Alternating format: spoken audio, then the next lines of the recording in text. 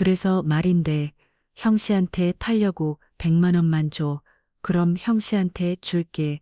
순간 제기를 의심했습니다. 뭐라고 하셨습니까? 나 귀먹었어. 100만 원에 그 여자 팔겠다니까. 어차피 혼인신고도 안 한 사이고 법적으로 부부도 아니야. 그냥 주워온 거라서 형씨가 내려가도 아무 문제 없어. 저는 말문이 막혔습니다. 사람을 물건처럼 사고 파는 말을 듣는 것은 처음이었습니다. 분노가 치솟았습니다. 저 인간은 완전히 미쳤습니다. 안녕하세요. 구독, 좋아요, 알림 설정해 주시면 가장 빠르게 영상 보실 수 있습니다. 혹시 영상 어디서 보고 계신지 댓글 달아주시면 반갑게 인사드리겠습니다. 그럼 시작하겠습니다. 저는 강병수, 마운드렌 아에 이르렀지만 제 곁에는 아무도 없습니다. 새벽 5시 알람이 울리면 저는 침대에서 몸을 일으키봐 낡은 원룸의 창문 너머로 희미한 새벽 빛이 스며들고 있습니다. 이불을 깨고 세수를 하고 냉장고에서 어제 남은 밥을 꺼내대옵니다. 혼자 먹는 밥은 언제나 허전합니다. 국도 없이 반찬 한두 가지만 놓고 먹는 아침은 쓸쓸합니다. 저는 일용직 노동자, 매일 새벽에 집을 나서 공사장으로 향합니다. 건설 현장에서 자재를 나르고 벽돌을 쌓고 시멘트를 섞습니다. 몸은 고되지만 돈을 벌어야 살 수 있기에 멈출 수 없습니다. 점심시간이 되면 동료들과 함께 도시락을 먹지만 그들에게는 가족이 있고 집에 돌아갈 곳이 있습니다. 저에게는 돌아갈 곳은 있지만 맞아줄 사람이 없습니다. 저녁 6시 일을 마치고 집에 돌아옵니다. 빌라의 낡은 계단을 올라 2층 202 오문을 열면 어김없이 옆집에서 소리가 들려옵니다. 야, 있을 뭐 없느냐. 돈은 안 벌어오고 뭐 하는 거야? 남자의 거친 고함 소리가 벽을 뚫고 들립니다. 잘못했어요. 여자의 떨리는 목소리가 들립니다. 저는 문을 닫고 신발을 벗고 부엌으로 향합니다. 라면을 끓이거나 김치찌개를 데우거나 그냥 밥만 먹을 때도 있습니다. 텔레비전을 켜지만 내용은 귀에 들어오지 않습니다. 옆집에서 들려오는 비명과 욕설이 더 크게 들리기 때문입니다. 무언가 깨지는 소리가 들립니다. 여자의 신음소리가 들립니다. 저는 숟가락을 내려놓고 벽을 바라봅니다. 저 너머에서 누군가 맞고 있습니다. 누군가 울고 있습니다. 하지만 저는 아무것도 할 수 없습니다. 남의 집 일에 끼어들 수도 없고 끼어든다 해도 무엇을 할 수 있을지 모르겠습니다. 이런 일이 매일 반복됩니다. 어느 날 저녁 쓰레기를 버리러 나갔을 때 그녀를 마주쳤습니다. 201호 문이 열리고 여자가 천천히 나왔습니다. 그녀는 낡은 회색 티셔츠와 청바지를 입고 있었습니다. 얼굴은 창백했고 왼쪽 뺨에는 10%. 그녀는 고개를 숙인 채 쓰레기 봉투를 들고 계단을 내려갔습니다. 저는 그녀를 바라보았습니다. 그녀의 눈빛은 맑았습니다. 멍든 얼굴 속에서도 그녀의 눈동자는 맑고 순수했습니다. 마치 세상의 더러움을 모르는 아이 같았습니다. 저는 말을 걸고 싶었지만 입이 떨어지지 않았습니다. 그녀는 쓰레기를 버리고 다시 계단을 올라갔습니다. 저와 눈이 마주쳤을 때 그녀는 조심스럽게 고개를 숙이며 인사했습니다. 안녕하세요. 목소리는 작고 떨렸습니다. 저는 고개를 끄덕였습니다. 네, 안녕하세요. 그녀는 빠르게 집 안으로 들어갔고 문이 닫혔습니다. 저는 그 자리에 한동안 서 있었습니다. 왜 저 여자는 도망가지 않을까요? 왜 저렇게 맞으면서도 그 집에 머물러 있을까요? 이해할 수 없었습니다. 하지만 동시에 어쩌면 그녀도 저처럼 갈 곳이 없는 사람일지도 모른다는 생각이 들었습니다. 며칠이 지났습니다. 어느 토요일 오후 저는 일이 없어 집에서 쉬고 있었습니다. 그날 저녁 다시 옆집에서 소리가 들렸습니다. 이 멍청한 년, 빨래도 제대로 못 개냐. 초등학생도 아니고 하나하나 다 가르쳐줘야 하냐고. 죄송해요. 다시 할게요.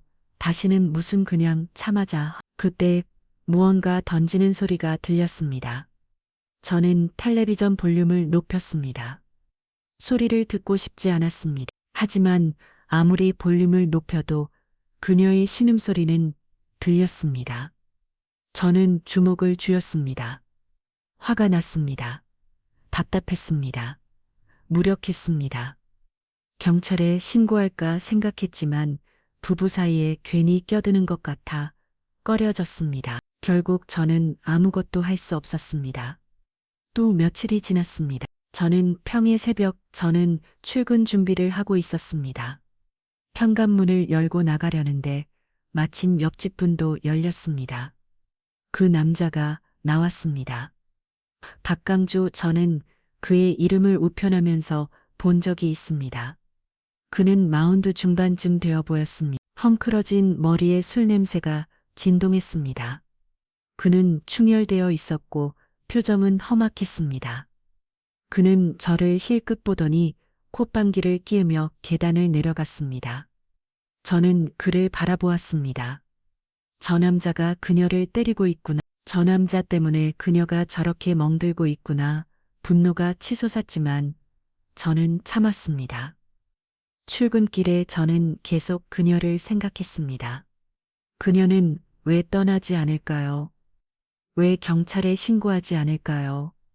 왜 저렇게 당하고만 있을까요? 공사장에서 일하는 내내 그녀의 맑은 눈빛이 떠올랐습니다. 저녁 시간이 되고 집에 돌아왔을 때 옆집은 조용했습니다. 저는 저녁을 먹고 샤워를 하고 침대에 누웠습니다. 천장을 바라보며 생각했습니다.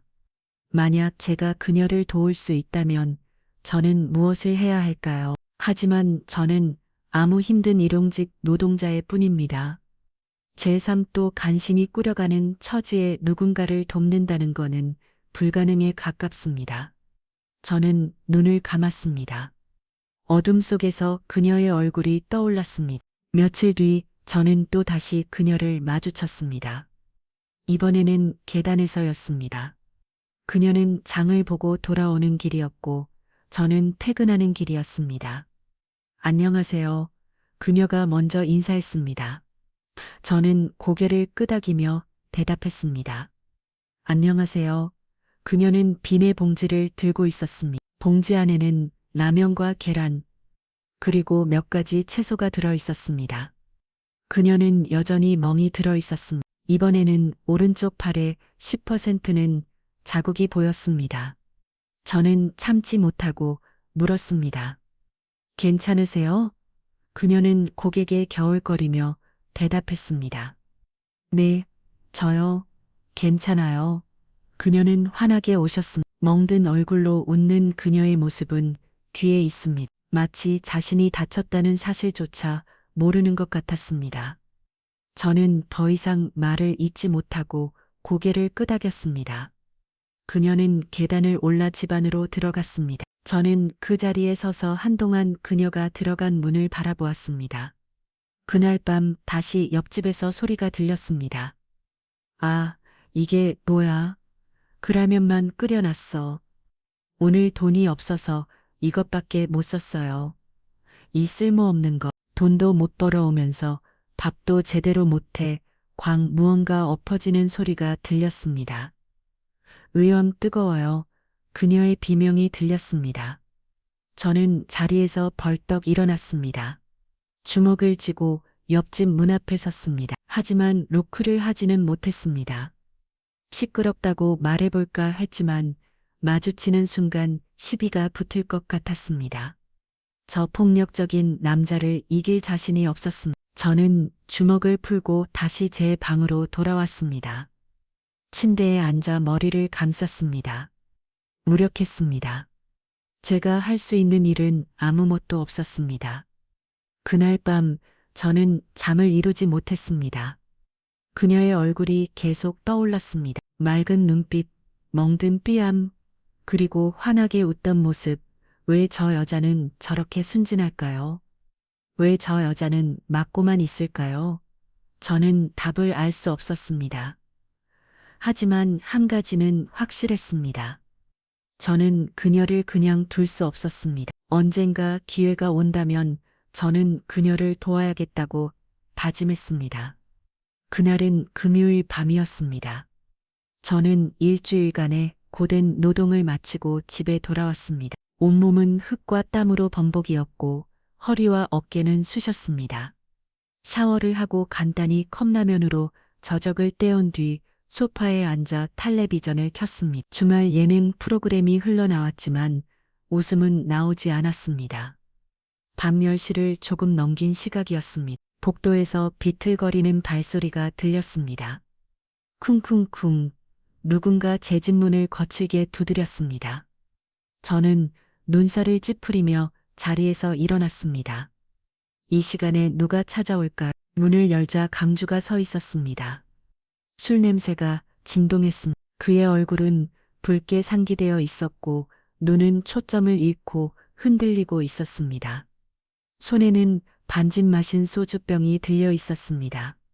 어이, 옆집 사는 형씨 그는 반말로 저를 불렀습니다. 저는 차갑게 그를 바라보았습니다. 무슨 일입니까? 그냥 할 얘기가 좀 있어서 말이야. 잠깐 실례.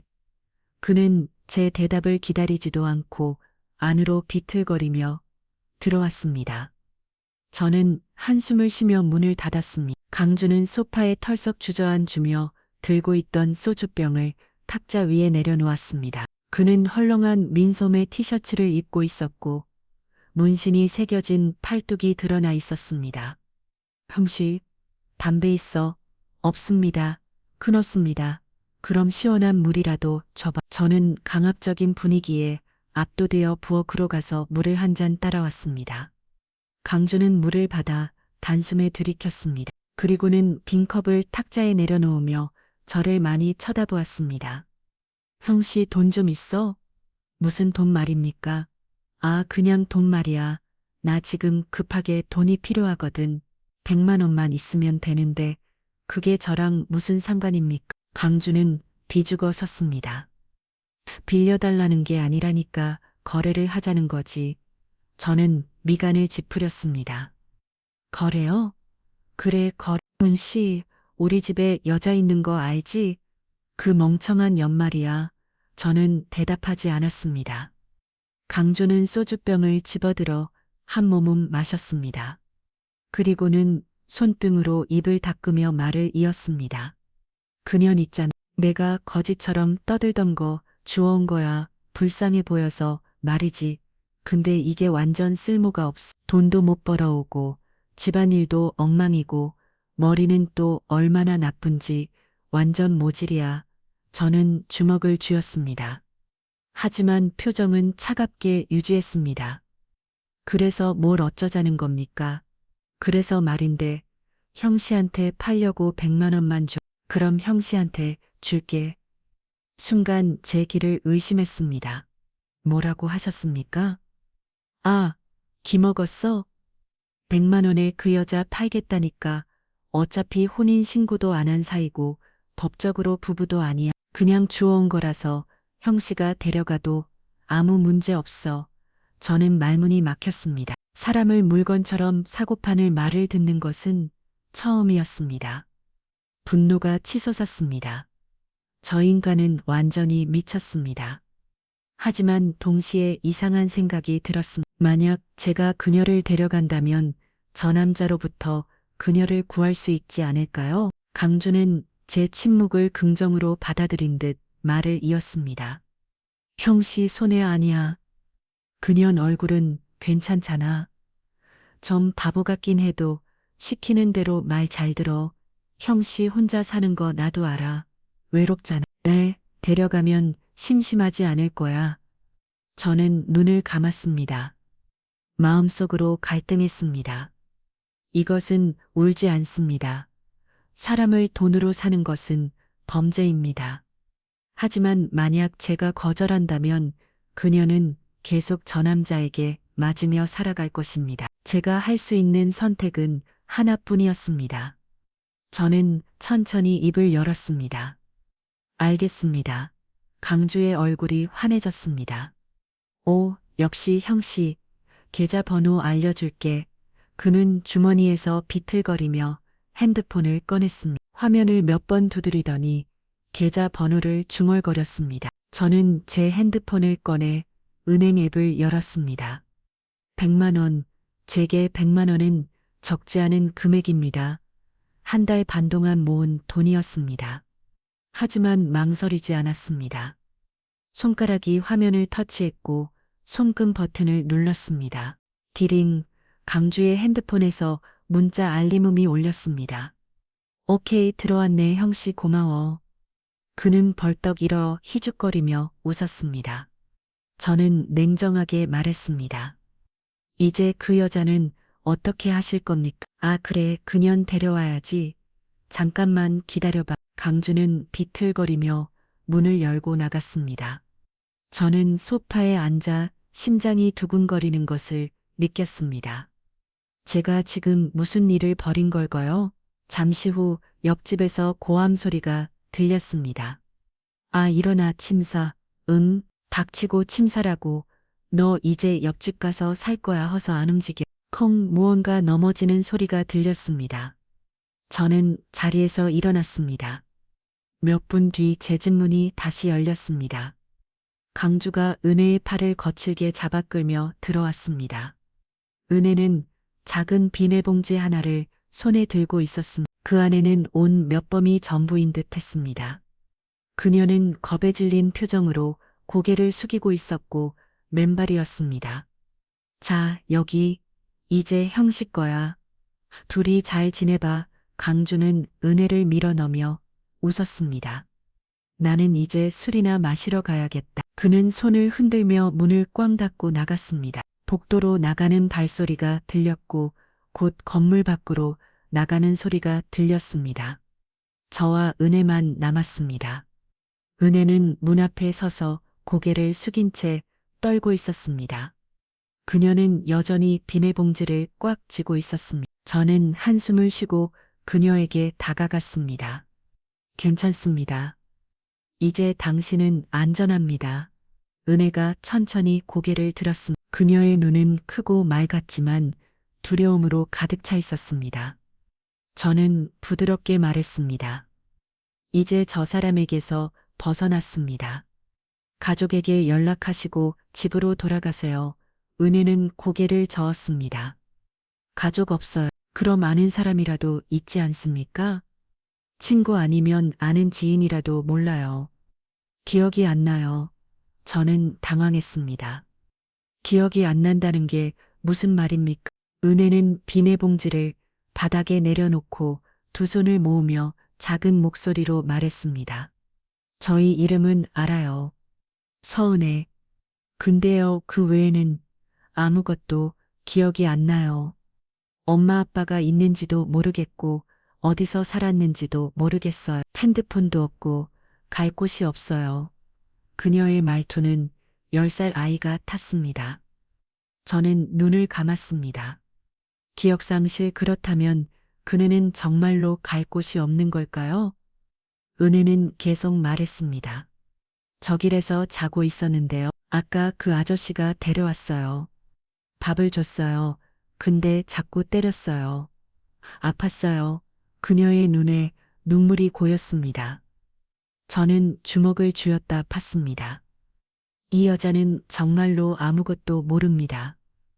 저는 한숨을 쉬었습니다. 일단 오늘은 여기서 쉬십시오. 내일 천천히 생각해 봅시다.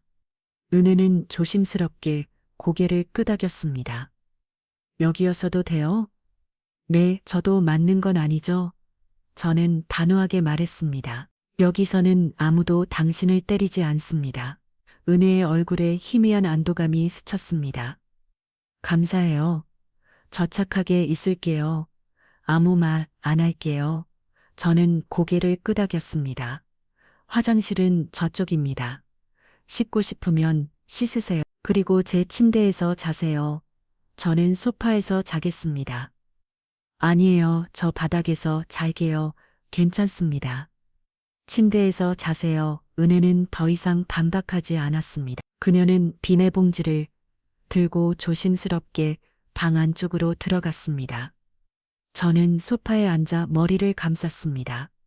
제가 무슨 일을 벌인 걸까요? 100만 원을 주고 사람을 샀습니다. 아니, 구했습니다. 어느 쪽이 맞는 표현일까요? 저는 알 수 없었습니다. 하지만 한 가지는 확실했습니다. 저는 더 이상 옆집에서 그녀가 맞는 소리를 듣지 않아도 됩니다. 그것만으로도 충분했습니다. 그날 밤 저는 소파에 누워 천장을 바라보았습니다. 은혜는 방 안에서 조용히 자고 있었습니다. 잠은 오지 않았습니다. 앞으로 어떻게 해야 할지 막막했습니다. 하지만 뒤돌아볼 생각은 없었습니다. 제가 한 선택이 옳았는지는 모르겠지만 적어도 후회하지는 않을 것입니다. 다음 날 새벽 저는 은혜와 함께 짐을 쌌습니다. 강주가 술이 깨면 없었던 일처럼 다시 찾아올 가능성이 있었습니다. 그를 피하기 위해서는 이곳을 최대한 빨리 떠나야 했습니다. 저는 많은 것을 가져갈 수 없었습니다. 큰 짐은 그냥 버린다고 생각하고 온 몇 벌과 생필품, 그리고 통장과 중요한 서류들을 챙겼습니다. 은혜는 비닐봉지 하나가 전부였습니다. 우리는 버스를 타고 2시간을 달려 외곽의 작은 마을에 도착했습니다. 제가 예전에 일하던 공사장 근처였습니다. 저는 그곳에서 작은 월세방을 구했습니다. 방 하나에 거실 겸 부엌, 화장실이 달린 낡은 곳이었지만 충분했습니다. 은혜는 방 안을 둘러보며 환하게 웃었습니다. 여기 좋아요. 조용해요. 저는 짐을 풀고 은혜에게 방을 내주었습니다. 원래 살던 집을 정리하고 안심한 저는 여전히 거실 소파에서 잤습니다. 며칠이 지나자 우리는 조금씩 일상에 적응했습니다. 저는 근처 공사장에서 일자리를 구했습니다. 이동직이었지만 돈을 벌어야 했습니다. 매일 새벽에 집을 나서 저녁 6시에 돌아왔습니다. 몸은 고되었지만 집에 돌아갈 사람이 있다는 사실이 위안이 되었습니다. 은혜는 집에서 집안일을 했습니다. 처음에는 서툴렀습니다. 빨래를 하다가 색깔이 있는 옷과 흰 옷을 섞어 따라서 모든 옷이 분홍색으로 변하기도 했습니다. 요리를 하다가 냄비를 태우기도 했습니다. 하지만 점점 나아졌습니다. 어느 날 저녁 일을 마치고 집에 돌아왔을 때 저녁 식사가 준비되어 있었습니다. 김치찌개와 계란말이, 그리고 따뜻한 밥이었습니다. 오빠, 제가 만들었어요. 맛있을 거예요. 은혜는 기대에 찬 눈으로 저를 바라보았습니다. 저는 한 숟가락 떠서 먹었습니다. 맛은 그저 그랬습니다. 김치찌개는 조금 작고 계란말이는 살짝 탔습니다. 하지만 따뜻했습니다. 맛있습니다. 진짜요? 와, 다행이다. 은혜는 환하게 웃었습니다. 저는 그녀의 웃는 얼굴을 보며 생각했습니다. 이 사람이 내 곁에 있어서 외롭지 않다. 일주일쯤 지났을 때 옆집 할머니가 찾아왔습니다. 이정수 할머니였습니다. 70대 후반쯤 되어 보이는 온화한 분이었습니다. 할머니는 떡을 들고 와서 저희에게 나눠주었습니다. 새로 이사 왔다면서 결혼한 지는 얼마나 됐어? 저는 당황했습니다. 아, 저희는 은혜가 먼저 대답했습니다. 할머니 감사해요. 떡 정말 좋아해요. 할머니는 따뜻하게 웃으며 말했습니다. 아내가 참 박네. 어려운 일 있으면 언제든 말해. 네, 할머니 고마워요. 할머니가 돌아간 뒤 저는 은혜를 바라보았습니다. 그녀는 떡을 맛있게 먹고 있었습니다. 한 달이 지났습니다. 저는 매일 공사장에서 일했고 은혜는 집을 돌보았습니다. 우리는 자연스럽게 함께 살았습니다. 대화는 많지 않았지만 서로의 존재전으로도 충분했습니다. 하지만 은혜는 가끔 이상한 모습을 보였습니다. 어느 날 밤, 저는 은혜의 신음소리에 잠을 깼습니다. 안 돼, 가지 마. 엄마, 아빠, 저는 방문을 조심스럽게 열었습니다. 은혜는 침대에서 뒤척이며 악몽을 꾸고 있었습니다. 땀이 이마에 맺혀 있었고 얼굴은 창백했습니다. 저는 그녀의 어깨를 가볍게 흔들었습니다. 은혜 씨 괜찮습니다. 꿈입니다. 은혜는 천천히 눈을 떴습니다. 그녀의 눈은 눈물로 가득 차 있었습니다. 오빠, 네, 저 여기 있어요. 다 떠나갔어요. 그녀는 중얼거리는 말했습니다. 저는 그녀의 손을 잡았습니다. 괜찮습니다. 이제 괜찮습니다. 은혜는 다시 눈을 감았습니다. 저는 그녀가 완전히 잠들 때까지 옆에 앉아 있었습니다. 며칠 뒤 저는 은혜와 함께 텔레비전을 보고 있었습니다. 뉴스가 흘러나왔습니다. 한권설 회사 회장이 기부금을 전달하는 장면이 나왔습니다. 그때였습니다. 은혜가 갑자기 텔레비전을 가리키며 소리쳤습니다. 저 아저씨 알아요. 저는 놀라 그녀를 바라보았습니다. 뭐라고요? 저 사람요. 저 본 것 같아요. 어디서 봤더라. 전요. 그녀는 머리를 감싸주었습니다. 생각이 안 나요. 근데 아는 사람이에요. 저는 화면을 다시 바라보았습니다. 그 회장은 유명한 사람이었습니다. 며칠 뒤 또 비슷한 일이 있었습니다. 저녁 뉴스를 보던 중 한 기업 사장이 인터뷰하는 장면이 나왔습니다. 은혜가 다시 소리쳤습니다. 저 사람도 알아요. 진짜 아는 사람이에요. 은혜 씨 어디서 본 겁니까? 몰라요. 기억이 안 나요. 머리가 아파요. 그녀는 괴로워했습니다. 저는 그녀를 진정시키고 텔레비전을 껐습니다. 저는 점점 확신하게 되었습니다. 은혜는 단순히 기억을 잃은 것이 아닙니다. 그녀는 과거에 큰 충격을 받았고 그로 인해 정신적으로 불안정해진 것입니다. 그녀가 유명한 사람들을 아는 듯한 반응을 보이는 것도 어쩌면 과거에 그런 사람들을 많이 봐야 하는 직업이었을지도 모릅니다. 정신과 병원에 데려가 봐야 하나 고민했지만 인터넷에 찾아봐도 뚜렷한 방법이 없다는 의견이 많았습니다. 저는 그녀에게 억지로 기억을 되찾으라고 강요하지 않았습니다. 그녀는 지금 너무도 편안해 보였습니다. 과거가 어쨌든 지금의 그녀는 행복해 보였습니다. 저는 그녀를 정성껏 돌보았습니다. 매일 저녁 따뜻한 식사를 함께 했고 주말에는 근처 공원을 산책했습니다. 은혜는 꽃을 보며 좋아했고 강아지를 보며 웃었습니다. 어느 날 이정숙 할머니가 다시 찾아왔습니다. 아내가 좀 아픈 거 맞지? 내 사고로 머리를 다쳐서 10살 아이처럼 행동해요. 아이고, 어쩌다 그런 사고를 자네 없을 때 내가 한 번씩 들여다 봐줄게. 정말 감사합니다. 할머니, 그래 어려운 사람들 길이 서로 돕고 살아야지. 할머니는 안타깝다는 표정을 지으며 집으로 돌아갔습니다. 2달이 흘렀습니다.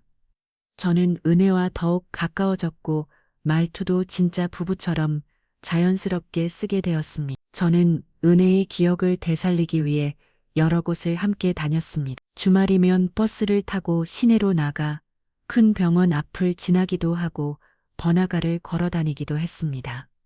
혹시 익숙한 장소를 보면 기억이 떠오를지도 모른다는 생각에서였습니다. 어느 토요일 저는 은혜와 함께 대형 쇼핑몰에 갔습니다.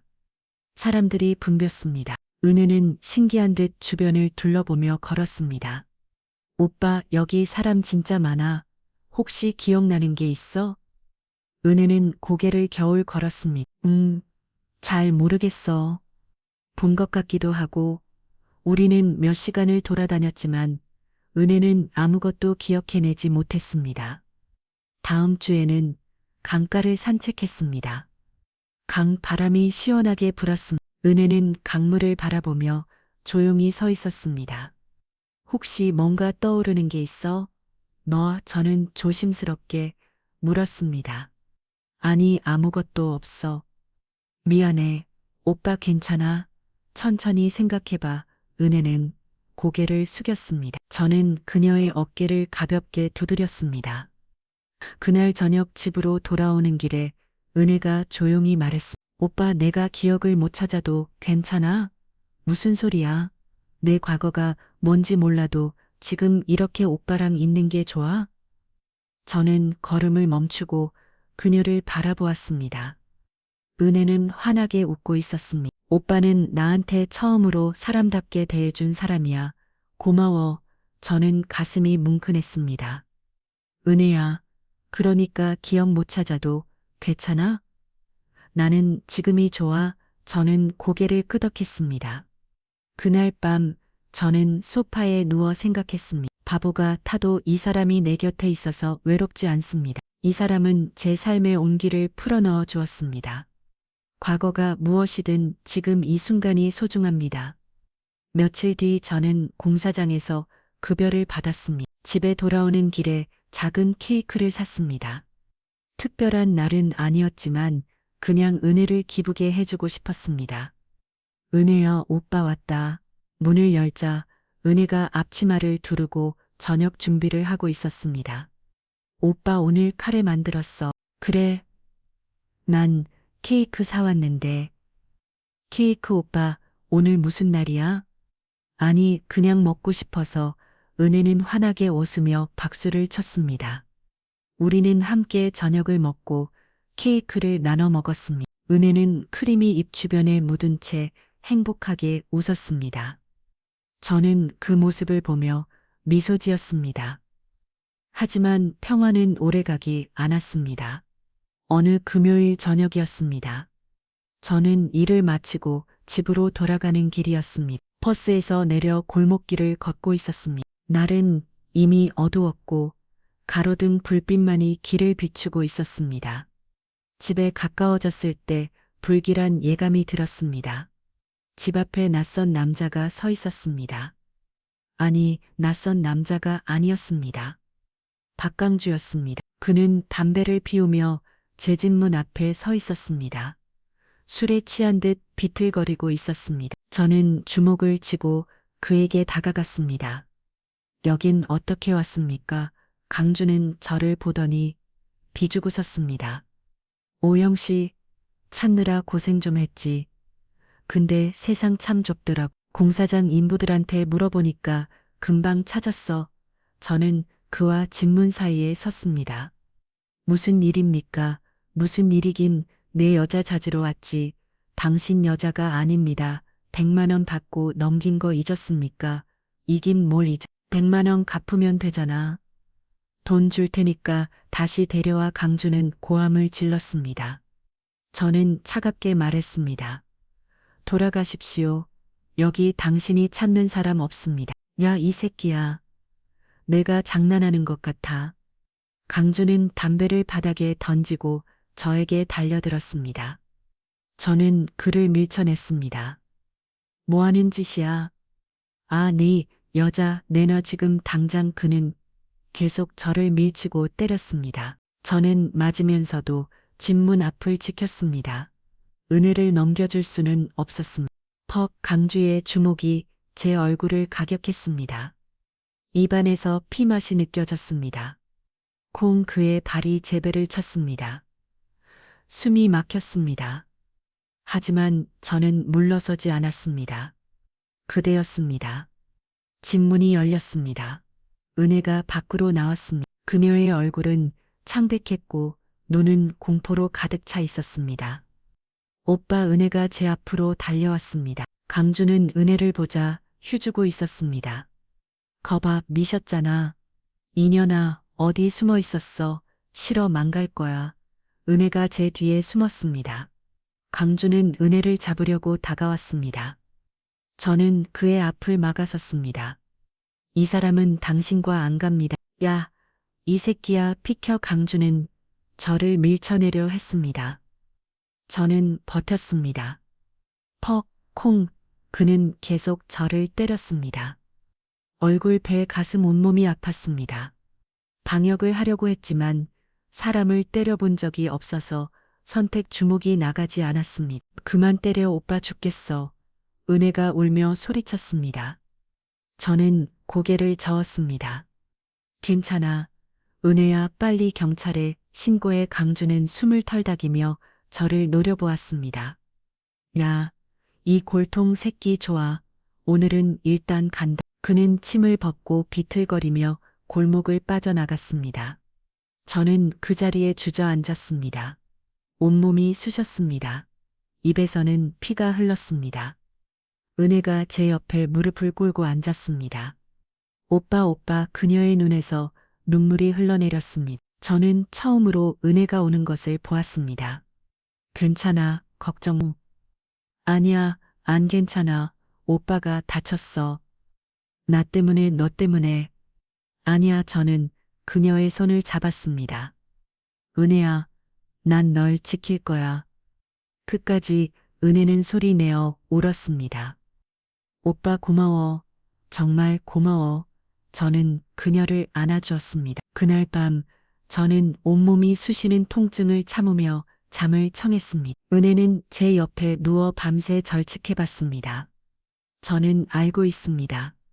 강주는 다시 올 것입니다. 그리고 다음에는 더 큰 문제를 일으킬 것입니다. 하지만 두렵지 않았습니다. 은혜를 지키기 위해서라면 저는 무엇이든 할 준비가 되어 있었습니다. 그대로 매일 밤마다 문을 확인하고 창문을 잠그고 혹시 모를 상황에 대비했습니다. 은혜는 더욱 불안했습니다. 밤에 잠을 제대로 자지 못했습니다. 작은 소리에도 깜짝 놀라며 떨어집니다. 식사도 제대로 하지 못했습니다. 사흘이 지난 어느 오후였습니다. 저는 공사장에서 일하고 있었습니다. 오후 2시쯤 제 핸드폰이 울렸습니다. 모르는 번호였습니다. 여보세요. 강병수 씨 맞습니까? 금정경찰서입니다. 심장이 철렁 내려앉았습니다. 네, 무슨 일입니까? 박강주 씨가 아내를 사기당해서 뺏겼다고 하는데 신고 관련 사건에 대해 사실 확인이 필요합니다. 경찰서로 한번 방문해 주실 수 있을까요? 저는 말문이 막혔습니다. 사기라니요. 그건 사실이 아닙니다. 저희도 이 사람이 술 취해서 떠든 거라 무슨 내용인지 정확히 모르겠습니다. 일단 신고가 들어왔으니 경찰서로 오셔서 진술해 주시기 바랍니다. 전화가 끊겼습니다. 저는 손이 떨렸습니다. 강주가 경찰에 신고를 했습니다. 저를 범죄자로 만들려는 것입니다. 저는 급히 공사장 반장에게 양해를 구하고 집으로 달려갔습니다. 저는 걱정하는 은혜를 안심시키고 오후 4시쯤 집을 나섰습니다. 경찰서로 가는 길은 멀게 느껴졌습니다. 경찰서에 도착하자 익숙한 사람의 뒷모습이 보였습니다. 강주였습니다. 그는 경찰관 앞에서 저를 가리키며 고함을 질렀습니다. 저 새끼가 내 아내 사기쳐서 데려갔어요. 경찰관은 저를 바라보았습니다. 강병수 씨 맞습니까? 네, 일단 앉으시죠. 진술을 들어야 합니다. 저는 의자에 앉았습니다. 경찰관은 저에게 물었습니다. 박강주 씨가 서은혜 씨를 사기쳐서 데려갔다고 신고했는데 사실입니까? 아닙니다. 사기가 아닙니다. 그럼 무엇입니까? 저는 모든 것을 설명했습니다. 강주가 은혜를 100만 원에 팔았다는 것, 제가 그녀를 구했다는 것, 그리고 그녀가 기억을 잃었다는 것. 하지만 강주는 계속 부인했습니다. 거짓말이야. 내가 왜 아내를 팔아? 현실적으로 그게 가능해. 난 그냥 이 새끼가 돈 죽겠다고 꼬드겨서 그냥 농담으로 한 거라고. 근데 진짜로 순진한 애를 꽂아서 데려간 거야. 경찰관은 난처한 표정을 지었습니다. 증거가 있습니다. 계좌 이처 내역이 있습니다. 저는 핸드폰을 꺼내 이처 내역을 보여주었습니다. 강주는 비웃었습니다. 그거 내가 필린 돈이야. 아내 판도 아니라고. 경찰관은 한숨을 쉬었습니다. 일단 조회 결과 서은혜 씨 집 주소는 박강주 씨 주소로 되어 있네. 강병주 씨 진술이 맞다고 하신다면 서은혜 씨 진술이 필요합니다. 저는 아차 싶었습니다. 그동안 은혜 주소를 옮길 생각을 못한 제 자신이 원망스러웠습니다. 불러오겠습니다. 저는 경찰서 밖으로 나가 은혜에게 전화했습니다. 은혜야, 택시 타고 금정경찰서로 올 수 있겠어? 응할 수 있어. 은혜 목소리는 많이 떨리고 있었습니다. 저는 그놈과 마주친다고 생각해서 은혜가 겁먹은 거라고 생각했습니다. 은혜야, 걱정 마. 그놈과 최대한 떨어져서 경찰한테 사실대로 이야기만 하면 돼. 응. 30분도 이 은혜가 무사히 도착했습니다. 그녀는 떨고 있었습니다. 경찰서 안으로 들어오자 강주와 눈이 마주쳤습니다. 강주는 은혜에게 다가가며 이른맘을 놓았습니다. 아, 너 똑바로 말해. 누구 아내야? 경찰관이 강주를 제재했습니다. 진정하십시오. 경찰관은 은혜에게 물었습니다. 서은혜 씨 맞습니까? 네. 당신은 박강주 씨와 무슨 관계입니까? 은혜는 저를 바라보았습니다. 그녀의 눈은 눈물로 가득 차 있었습니다. 저는 고개를 끄덕이며 그녀를 격려했습니다. 하지만 은혜는 고개를 돌려 강주를 바라보았습니다. 그리고 떨리는 목소리로 말했습니다. 저는 저 사람 아내에 순간 제 심장이 멎었습니다. 뭐라고? 경찰관이 물었습니다. 저는 박강주 아내에 오빠가 아니 저 사람이 좋아서 잠깐 같이 있었던 것 뿐이에요. 이제 남편한테 돌아갈 거예요.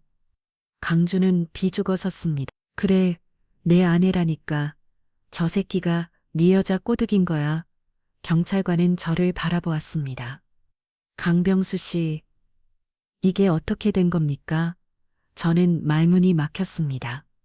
은혜는 왜 저런 말을 하는 걸까요? 은혜는 고개를 숙인 채 떨고 있었습니다. 경찰관은 한숨을 쉬며 말했습니다. 일단 본인이 박강주 씨 아내라고 하니 함께 돌아가시기 바랍니다. 안 됩니다. 저는 소리쳤습니다. 전에는 은혜를 매일 때렸습니다. 가면 또 맞을 거예요. 그리고 법적 부부도 아니에요. 하지만 법적 부부가 아니더라. 본인이 아내라고 했고 가겠다고 했습니다. 저희가 개입할 수 없습니다. 강주는 은혜의 팔을 잡아 끌었습니다. 내가 때리긴 뭘 때려 얼마나 사랑해주는데. 가자. 은혜는 저를 바라보았습니다. 은혜의 눈에서 눈물이 흘러내렸습니다. 오빠 미안해. 저는 순간 깨달았습니다. 은혜는 뭔가 협박을 받았고 저를 지키기 위해 거짓말을 한 것입니다. 저는 은혜에게 달려가려 했지만 경찰관이 저를 제재했습니다. 강조는 은혜를 끌고 경찰서를 나갔습니다. 저는 그 자리에 주저앉았습니다. 모든 것이 무너졌습니다. 저는 경찰서를 나와 멍하니 걸었습니다. 온몸에 힘이 빠졌습니다. 은혜를 잃었습니다. 제가 그녀를 지키지 못했습니다. 하지만 포기할 수 없었습니다. 저는 집에 가는 척하면서 발걸음을 돌렸습니다. 강주의 집으로 향했습니다. 밤 9시 저는 강주가 사는 빌라 앞에 도착했습니다. 2층 201호 예전에 살던 그곳이었습니다. 저는 계단을 올라 문 앞에 섰습니다. 안에서 소리가 들렸습니다. 야, 이 쓸모없는 년. 내가 그놈만 죽이는 대신 경찰한테 사기당했다고 말하라고 했지. 왜 말을 받고 놀랐잖아. 퍽, 무언가 맞는 소리가 들렸습니다. 문의 신음소리가 들렸습니다. 저는 더 이상 참을 수 없었습니다. 저는 문을 발로 걷어팠습니다. 강주는 흥분해서 문을 열었습니다. 누구야? 뭐야? 너 미쳤어? 저는 강주에게 달려가 주먹을 날렸습니다. 퍽! 강주가 바닥에 쓰러졌습니다. 강주는 쓰러진 상태에서 제 얼굴을 주먹으로 때렸지만 저는 맞으면서도 계속 그를 때렸습니다. 참을 수 없는 분노가 폭발했습니다. 결국 강주는 기절했고 은혜는 구석에 쪼부리고 앉아 울고 있었습니다. 오빠, 저는 은혜에게 다가가 그녀를 안았습니다. 괜찮아. 이제 괜찮아. 하지만 그때 경찰이 도착했습니다. 주민들 중 누군가 신고를 한 것입니다. 저는 경찰에 연행되었습니다. 경찰서 조사실에 앉아 있을 때 저는 잘 망했습니다. 이번에는 정말로 끝인 것 같았습니다. 하지만 그때 문이 열렸습니다. 경찰관이 들어오면서 한숨을 쉬며 말했습니다. 강병주 씨 나오세요. 빌라 주민들 진술에 따르면 박강주 씨가 서은혜 씨를 평소에 때렸다는 말이 여럿 나왔습니다. 그리고 서은혜 씨 찾아가서 협박한 내용도 옆집 할머니께서 보셨다고 진술해 주셨습니다. 저는 풀려났습니다. 경찰서 밖에서 은혜와 마주쳤습니다. 우리는 서로를 바라보았습니다. 그리고 동시에 서로를 끼워놨습니다. 오빠, 미안해. 내가 용기가 없어서. 아니야. 괜찮아. 이제 안 놔줄 거야. 오빠 곁에 평생 있을 거야. 저는 그녀를 더욱 꼭 안았습니다. 눈물이 흘러내렸습니다. 우리는 오랫동안 그렇게 서로를 안고 있었습니다. 그날 이후 우리는 평화로운 일상을 되찾았습니다. 강주는 음주로 인해 사고를 크게 쳐서 경찰 조사를 받았고 저희는 더 이상 그를 걱정할 필요가 없었습니다. 은혜와 저는 예전처럼 함께 생활했습니다. 아침에 일어나 함께 식사하고 저는 공사장으로 나가고 은혜는 집안일을 하며 저를 기다렸습니다. 4월이 지난 어느 토요일 오후였습니다. 저는 은혜와 함께 시장에 장을 보러 갔습니다. 날씨가 좋았습니다. 따뜻한 햇살이 내리시고 시장은 사람들로 붐볐습니다. 오빠 저기 과외 가게 가자. 은혜는 신이 나서 제 손을 잡아 끌었습니다. 우리는 과외 가게 앞에서 씁니다. 은혜는 사과를 고르고 있었습니다. 그대였습니다. 응. 은혜가 갑자기 머리를 감싸주었습니다. 은혜야, 괜찮아. 머리가 너무 아파. 그녀의 얼굴이 창백해졌습니다. 잠깐만 쉬자. 저기 벤치에 앉아. 저는 은혜를 부축해 근처 벤치로 데려갔습니다. 하지만 은혜는 계속 머리를 감싸주며 신음했습니다. 오빠 머리가 터질 것 같아. 은혜야. 그 순간 은혜의 몸이 축 늘어지며 쓰러졌습니다. 은혜야, 은혜야. 저는 그녀를 흔들었지만 반응이 없었습니다. 저는 급히 주변 사람들에게 도움을 요청하고 구급차를 불렀습니다. 10분 뒤 구급차가 도착했습니다. 은혜는 들고 세실려 병원으로 옮겨졌습니다. 저는 구급차에 함께 타고 그녀의 손을 꼭 잡았습니다.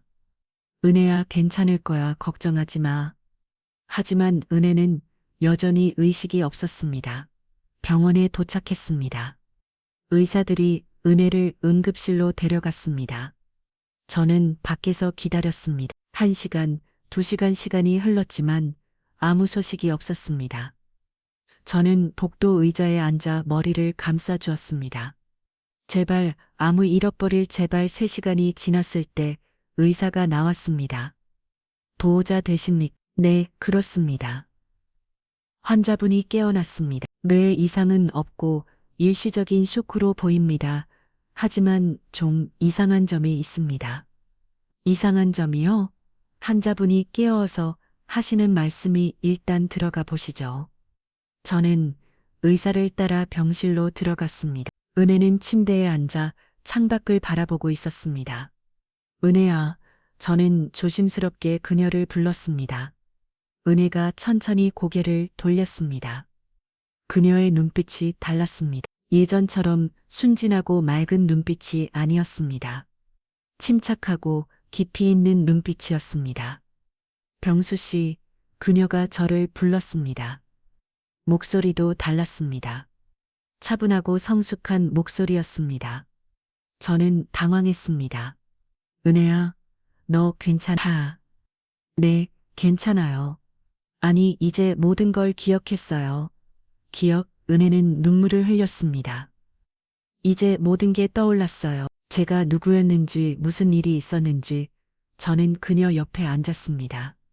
무슨 일이 있었던 거야? 은혜는 천천히 말하기 시작했습니다. 저는 서은혜입니다. 은성건설 대표이사였어요. 저는 숨을 멈췄습니다. 은성건설이라면 중경건설사. 저는 부모님이 물려주신 회사를 운영했어요. 성공적이었죠. 하지만 3년 전 교통사고가 있었어요.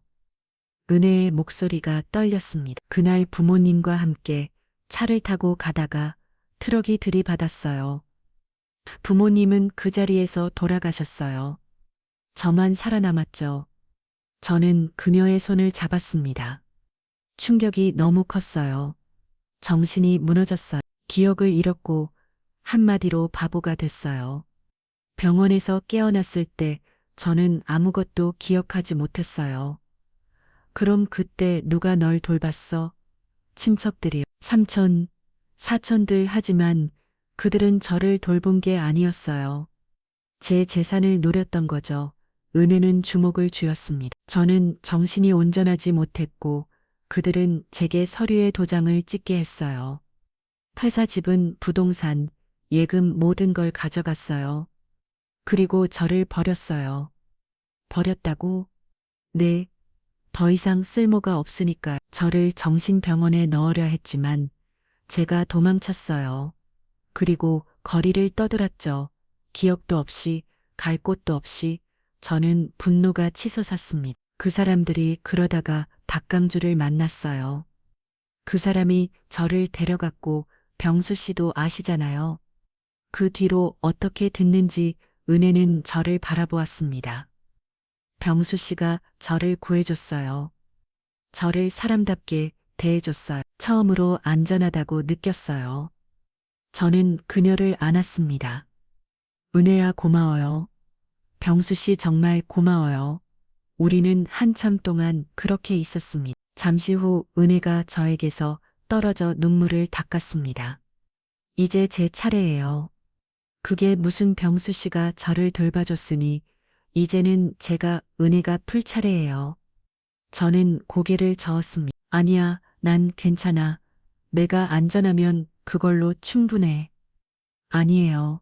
저는 이제 제 삶을 되찾을 거예요. 그리고 병수 씨도 더 나은 삶을 살 수 있게 해줄 거예요. 은혜야 병수 씨 믿어줘요.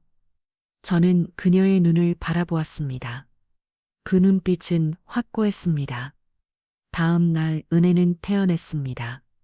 그리고 바로 움직이기 시작했습니다. 저는 은혜와 함께 시내로 나갔습니다. 그녀는 한 법률 사무소로 저를 데려갔습니다. 서원의 대표님 한 중년 남자가 은혜를 보자 놀라며 달려왔습니다. 최유진 변호사님 오랜만이에요. 대표님 그동안 어디 계셨습니까? 설마 아프신 곳은 다 나오신 겁니까? 네, 맞아요. 긴 이야기예요. 지금은 시간이 없어요. 친척들이 훔쳐찬 제 재산대 찾을 수 있을까요? 최유진 변호사는 고개를 끄덕였습니다. 물론입니다. 대표님, 친척들이 불법적으로 재산을 가져간 증거가 차고 넘칩니다. 소송을 제기하면 됩니다. 좋아요. 바로 시작해 주세요. 은혜는 단호하게 말했습니다. 그날 이후 모든 것이 빠르게 움직였습니다. 은혜는 법적 절차를 진행했고 친척들을 고소했습니다. 그들은 정황에 쓴 증거는 명확했습니다. 법원은 은혜의 손을 들어줬습니다. 한 달 뒤 은혜는 자신의 재산을 대부분 되찾았습니다. 회사 집은 부동산 예금 모든 것이 다시 은혜의 것이 되었습니다. 하지만 은혜는 거기서 멈추지 않았습니다. 병수 씨 어느 날 저녁 은혜가 저를 불렀습니다. 이제 병수 씨가 힘든 일하는 건 끝이에요. 무슨 뜻이야? 제가 작은 건설 회사를 하나 설립할 거예요. 그리고 병수 씨를 사장으로 앉힐 거예요. 저는 황당했습니다. 은혜야, 나는 그런 사람이 아니야. 나는 그냥 병수 씨는 성실하고 책임감 있고 따뜻한 사람이에요. 충분히 할 수 있어요. 제가 도와줄게요. 하지만 병수 씨 저를 믿어줘요. 제가 병수 씨에게 은혜 갚는다고 했잖아요. 저는 그녀를 바라보았습니다. 그녀의 눈빛은 진심으로 가득 차 있었습니다. 저는 천천히 고개를 끄덕였습니다. 알았어요. 은혜는 환하게 웃었습니다. 고마워요. 병수 씨, 그녀부터 은혜는 저를 위해 움직였습니다. 작은 건설 회사를 설립하고 저를 사장으로 등록했습니다. 저는 처음에는 어색했지만 은혜가 옆에서 도와주었습니다. 사무실도 마련했고 직원들도 고용했습니다. 저는 더 이상 일용직 노동자가 아니었습니다. 저는 사장이었습니다. 모든 것이 꿈 같았습니다. 석 달이 흘렀습니다. 저는 이제 더 이상 일용직 노동자가 아니었습니다. 작은 사무실을 가진 건설 회사의 사장이었습니다. 회사 이름은 옹기건설이었습니다. 은혜가 지어준 이름이었습니다. 병수 씨가 저에게 옹기를 줬으니 이 회사도 다른 사람들에게 옹기를 주는 회사가 됐으면 좋겠어요. 은혜의 말이었습니다. 저는 매일 아침 정장을 입고 출근했습니다. 처음에는 정장이 불편했습니다. 넥타이를 매는 것도 서툴렸습니다. 하지만 점차 으슥해졌습니다. 회사는 작았지만 알찼습니다. 직원은 5명이었습니다. 모두 성실한 사람들이었습니다. 저는 그들과 함께 소규모 건설 프로젝트를 맡았습니다. 주택 리모델링, 상가 인테리어, 작은 공사들이었습니다. 은혜는 뒤에서 조용히 저를 도왔습니다. 그녀는 자신의 회사인 은성건설을 정리하고 저의 회사에 집중했습니다. 회계, 계약, 법률 문제들을 처리해 주었습니다. 저는 현장을 관리하고 은혜는 사무를 맡았습니다. 우리는 완벽한 팀이었습니다. 어느 날 저녁 퇴근길에 은혜가 저를 불렀습니다. 병수 씨, 잠깐 같이 갈 곳이 있어요. 어디? 따라와 봐. 우리는 차를 타고 시내 한 고급 납골당에 도착했습니다. 은혜는 저를 2층으로 데려가서 한 납골함 앞에 섰습니다. 그곳에는 2개의 사진이 놓여 있었습니다. 중년의 M자와 여자였습니다. 부모님이세요. 은혜가 조용히 말했습니다. 저는 고개를 숙였습니다. 은혜는 가방에서 꽃다발을 꺼내 사진 앞에 놓았습니다. 백합이었습니다. 엄마, 아빠 늦었지만 왔어요. 은혜의 목소리가 떨렸습니다. 3년이 걸렸어요. 3년 동안 저는 어디서 뭐라고 있었는지도 몰랐어요. 부모님이 보고 싶었는데 기억조차 할 수 없었어요. 눈물이 그녀의 뺨을 타고 흘러내렸습니다. 하지만 이제 괜찮아요. 다시 살아갈 수 있을 것 같아요. 좋은 사람을 만났어요. 저를 구해준 사람이에요. 저를 사람답게 대해준 사람이에요. 은혜는 저를 바라보았습니다. 부모님, 이분이 강병수 씨예요. 제 은혜님이에요. 저는 부모님 사진 앞에 고개를 깊이 숙였습니다. 안녕하십니까. 강병수입니다. 따님을 잘 보살피겠습니다. 은혜는 제 손을 잡았습니다. 우리는 한참 동안 그렇게 서 있었습니다. 한 달 뒤 저희 회사는 첫 번째 큰 프로젝트를 따냈습니다. 소규모 아파트 리모델링 공사였습니다. 금액은 크지 않았지만 저희에게는 큰 의미가 있었습니다. 프로젝트는 성공적이었습니다. 저는 현장을 꼼꼼히 관리했고 직원들도 최선을 다했습니다. 공사는 예전보다 일찍 끝났고 건축주는 매우 만족했습니다. 옹기 건설 사장님 정말 잘하셨습니다. 다음에도 꼭 부탁드리겠습니다. 건축주의 말에 저는 뿌듯했습니다. 회사는 점점 성장했습니다. 석 달 뒤 저희는 새로운 사무실로 이전했습니다. 예전보다 2배는 넓은 곳이었습니다. 직원도 10명으로 늘었습니다. 이전 첫날 은혜와 저는 회사 입구에 새 간판을 달았습니다. 옹기 건설 주식회사 간판이 걸리는 순간 저는 감격스러웠습니다. 병수 씨 축하해요. 은혜가 환하게 웃으며 말했습니다. 너 덕분이야. 고마워. 아니에요. 병수 씨가 열심히 해서예요. 저는 그냥 옆에서 도와준 것뿐이에요. 저는 그녀를 바라보았습니다. 은혜야, 나는 너가 없었으면 여기까지 오지 못했어. 저도 병수 씨가 없었으면 여기 없었을 거예요. 우리는 서로를 바라보며 웃었습니다. 직원들이 박수를 쳤습니다. 사장님, 대표님 축하드립니다. 우리는 함께 간판 아래에서 사진을 찍었습니다. 그날 저녁 저와 은혜는 회사 근처 식당에서 저녁을 먹었습니다. 병수 씨, 우리 앞으로 어떻게 할 거예요? 은혜가 물었습니다. 회사를 키워야지 더 많은 사람들에게 일자리를 주고 싶어. 좋아요. 그럼 저도 도와줄게요. 은혜는 앞으로 뭐 하고 싶어? 은혜는 잠시 생각하더니 대답했습니다. 저는 요 병수 씨 옆에 있고 싶어요. 그것만으로도 충분해요. 저는 그녀의 손을 잡았습니다. 나도 그래, 은혜가 옆에 있으면 그것만으로도 충분해. 평생 함께하자. 우리는 손을 잡은 채 식사를 마쳤습니다. 그날 밤 집으로 돌아오는 길에 저는 생각했습니다.